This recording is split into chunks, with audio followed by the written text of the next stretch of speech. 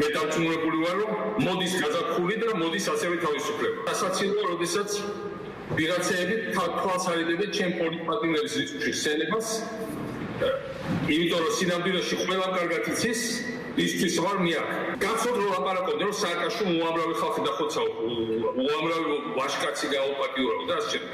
და ბოლოს რაზე მასამართებენ? საქართველოში დაბრუნებისთვის და პიჯაკებისთვის და სხვადასხვა საპრეზიდენტო ოფისის ხარჯებისთვის. თუ ეს არ არის პოლიტიკური დევნა, მაშინ რა არის პოლიტიკური დევნა საერთოდ სოფლიოში? ის ვინც ხავს არიდებს ასევე ხშირად ჩემი სახელის ხსენებას, ის ასევე მათ შორის დემოტივაციას გულდებს აბსოლუტურ უმრავლესობას ჩემი მომხრეების. ეს ხალხი აწყობს ამ ცირკს, ამ ვითომ სასამართლოს იმისათვის, რომ რაზე დამასამართლო? იმისათვის, რომ მე მაინც გავბედე, გადავლახე, წამოვედი და ჩემი სიტყვა შევასრულე ჩემ ხალხთან, იმისათვის აწყობთ ამ კომედიას და ცირკს. როცა ლაპარაკობთ ყველას წარმატებულ ხარჯს, გავიხსენოთ დონალდ ტრამპი რას ამბობდა, დღეს ბევრს იხილავთ დონალდ ტრამპის გამოსვლებს და განცხადებას, რას ამბობდა ჩემი პრეზიდენტობის ბოლოს 2011-2012 წელს საქართველოს და ჩემზე.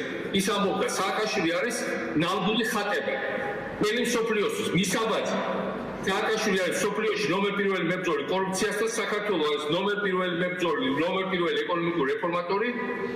დონალდ ტრამპი ხუმრობდა, კარგია რომ სააკაშვილს არ შეუძლია წელიწადში ამერიკაში პრეზიდენტად, თორემ მე კონკურენცია შევექმნებოდა. რა თქმა უნდა ეს ხუმრობა იყო, მაგრამ ამას ამბობდა დღევანდელი ამერიკის პრეზიდენტი, რომელიც არ იცნის ხოლმე შეხედულებას. ეს მტკიცებულებებია როგორც მოწვეთა ჩვენებები, ვიდეო მასალა, ასევე ექსპერტის დასკვნები, რომლებიც ერთობლიობაში ადასტურებს რას, რომ ელუჯა სომაიამ საზღვრის უკანონო კვეთით შემოიყვანა მიხეილ სააკაშვილი და დაეხმარა მას საზღვრის უკანონო გადაკვეთის ფაქტზე. თავად უშუალოდ ოფიციალურად რო არ არის შემოსული ისედაც დადასტურებულია და თავადაც განაცხადა დღევანდელ პროცესზე ჩართო რო ქონდა, რომ ოფიციალურად შემოსულიყავი ვერ მოხდებოდა ჩემი შემოსვლა. მათ შორის მტკიცებულების გამოკვლევით დადასტურდა თუ რა გზა გაიარა, რა ფორმით გაიარა და როგორ მოხდა თბილისში.